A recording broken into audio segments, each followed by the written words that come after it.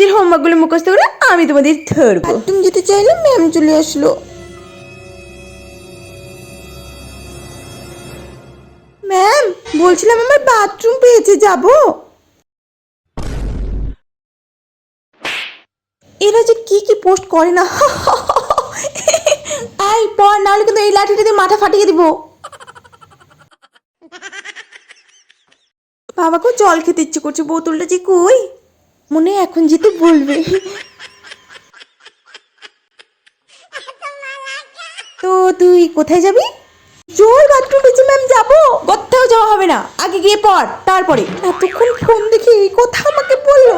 কোথাও যাওয়া হবে না, একটা কাজের সময় এত কিছু, এই লাঠিটা দিলে মাথা ফাটিয়ে দিব। হ্যাঁ ম্যাম তো পরে থেকে ফোনেই চলতেছে, আর কি কাজ করছে, আমাকে বাথরুমে যেতে দিল না, আমি এখানেই করে দিব। আরে বাবা।